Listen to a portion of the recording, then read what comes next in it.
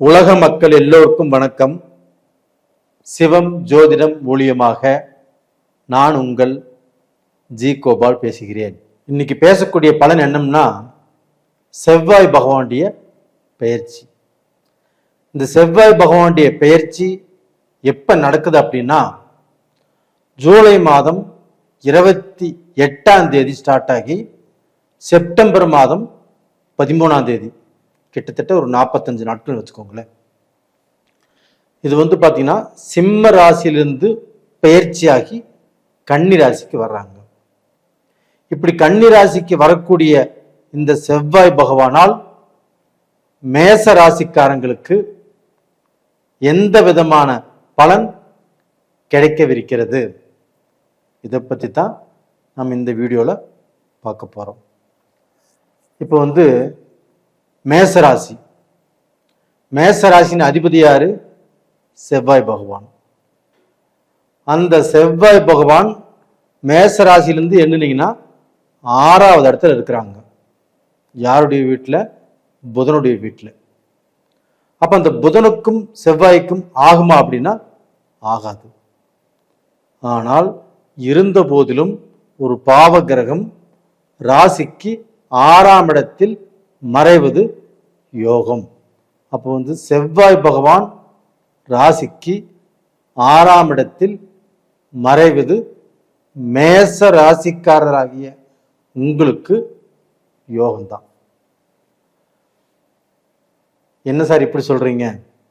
கண்டிப்பாக 6ஆம் இடத்தில் செவ்வாய் இருப்பது, அது மறைவதும் மேச ராசிக்காரங்க இந்த பீரியட்ல கடன், அவங்க வாழ்க்கையில எவ்வளவு கஷ்டப்பட்டாலும், எவ்வளவு கஷ்டப்பட்டு சம்பாரிச்சு கடனை கட்டினாலும் இன்னும் அந்த கடன் தீரல. கடனை பெரிய சுமையா நினைச்சு அவங்க வாழ்க்கையை வெறுத்து, இந்த கடன்ல இருந்து நம்ம தப்பிக்க மாட்டோமா அப்படிங்கிற நிறைய பேர், 70% பேர் மிகப்பெரிய குழப்பத்தில் இருக்கிறீங்க. அவங்களுக்கு இந்த செவ்வாய் பயிற்சி ஒரு வரப்பிரசாதம். அது போக நோய், நிறைய பேர் பார்த்தீங்கன்னா இந்த செவ்வாய் பகவானால, இல்லை உங்களுடைய ஜாதகத்தில் ஏதோ கிரகம் சரியில்லை, இதனால வயிற்று வலியோ, இல்லை முட்டிங்கால் வலியோ, இல்லை ஏதோ அறுவை சிகிச்சையோ, இது மாதிரி ஏதாவது ஒரு பாதிப்புல இந்த பீரியட்ல இருப்பீங்க. இந்த பீரியட்ல பார்த்தீங்கன்னா இன்னைக்கு எந்த நோய்வாய்ப்பட்டிருந்தாலும் அந்த நோயிலிருந்து ரிலீஃப் ஆவதற்குண்டான வாய்ப்பு இதே உங்களுடைய ராசிநாதன் செவ்வாய் பகவானால இருக்குது. இது போக பார்த்தீங்கன்னா உங்களுக்கு எதிரிகள், துரோகிகள், இது சொல்ல வேண்டியதே இல்லை. மேசராசிக்காரங்களுக்கு, மேசராசிக்காரங்கள் வெள்ளந்தி. அந்த வெள்ளந்தினா மனசுல எதையும் வச்சுக்க தெரியாது. அவங்களுக்கு முன்கோபம் இருக்கும், ஒரு அவசர புத்தி இருக்கும், ரொம்ப விசுவாசமா இருப்பாங்க. அவங்களுக்கு துரோகம் செய்ய தெரியாது, பொய் சொல்ல தெரியாது. அப்படிப்பட்டவர்களுக்கு நிறைய பேரால மேசராசிக்காரங்கள் இன்னைக்கு பாதிக்கப்பட்டு, அதனால மன உளைச்சலாகி நிறைய காசு பணத்தை இழந்து, சொத்தை இழந்து, நிறைய பேர்த்துக்கு தொழில் துரோகம் நடந்து, இது மாதிரி எத்தனையோ பிரச்சனைகள் நடந்திருக்குது. அவங்களுக்கு எல்லாமே இப்பதான் புத்தி வந்தது அப்படிங்கிற மாதிரி இந்த பீரியட்ல இருந்து அந்த எதிரிகள் கிட்ட இருந்து, அந்த துரோகிகள் கிட்ட இருந்து, அந்த எதிரி யார், அந்த துரோகி யார் அப்படின்னு கண்டுபிடிச்சு அவங்க கிட்ட இருந்து கொஞ்சம் தள்ளி இருக்கக்கூடிய வாய்ப்பு இப்ப இருந்து நல்லா இருக்குது. இது போக பார்த்தீங்கன்னா இதே செவ்வாய் பகவான் உங்களுடைய ராசிக்கு 6ஆம் இடத்தில் இருந்து 8ஆம் பார்வையாக உங்க ராசியவே பார்க்கிறார். இதுதாங்க அருமையான டைம். இந்த நேரத்துக்கோசம் தான் நீங்க காத்துட்டு இருந்தீங்கன்னு சொல்லலாம். இதற்கு முன்னாண்ட பல கஷ்டங்கள், நீங்கள் படாத கஷ்டமே இல்லை. அனுபவிக்காத வேதனையே இல்லை. நான் இங்கே உட்காந்துட்டு ஒரு நிமிஷத்தில் சொல்லிட்டு போயிடலாம்.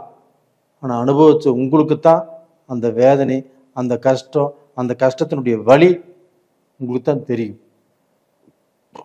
எவ்வளவு கஷ்டப்பட்டு இருந்தாலும் அந்த கஷ்டத்தில் இருந்து நீங்கள் இப்போ நகரக்கூடிய அளவுக்கு, அந்த கஷ்டத்திலிருந்து வெளியில் வரக்கூடிய அளவுக்கு இந்த பீரியடு, இந்த செவ்வாயுடைய பார்வை உங்களுடைய ராசியவே பார்க்கறதுனால, அந்த செவ்வாய் ஒரு பலமான கிரகம். உங்களுக்கு பலத்தை கொடுத்து, தைரியத்தை கொடுத்து, தன்னம்பிக்கையை கொடுத்து உங்களை வாழ வைக்கும். நீங்கள் சோர்ந்து போக வேண்டாம். நீங்கள் ரொம்ப வேதனைப்பட்டு மூளை முடுக்கில் உட்கார வேண்டாம். என்னாலேயே முடியல, என்னடா பண்றது அப்படின்னு நினைச்சிட்டு இருந்த உங்களுக்கு ஒரு தெம்பு, ஒரு தைரியம், ஒரு வேலைக்கு போனாலும் இந்த வேலை கிடைச்சிரும் அப்படிங்கிற நம்பிக்கை வரும். ஒரு பிஸ்னஸ் பண்ணினாலும் இந்த பிஸ்னஸில் இந்த முறை நம்ம சம்பாதிச்சிருவோம் அப்படிங்கிற சூழ்நிலையில் உருவாகும். உங்களுக்கு சுற்றுப்புறத்தினால நல்ல பழக்க வழக்கங்கள் கிடைச்சி அதன் மூலியமாக நல்லா இருப்பீங்க. அது போக இப்போ சனி பகவான் உங்களுடைய ராசிக்கு 12ஆம் இடத்துல இருக்கிறாங்க. 12ஆம் இடத்துல இருந்து இப்போ இந்த செவ்வாயை பார்க்குறாங்க. அப்போ அந்த செவ்வாயும் சனியும் பார்த்துக்கலாமா?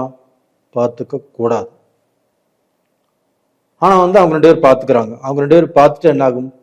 போர்க்களம், திடீர் பிரச்சனைகள், உலகத்துக்கே பார்த்தீங்கன்னா நட்பு ரீதியாக, அவங்களுடைய பழக்க வழக்க ரீதியாக, நம்பிக்கை ரீதியாக, டாக்குமெண்ட் ரீதியாக பிரச்சனைகள் கண்டிப்பாக வரும்.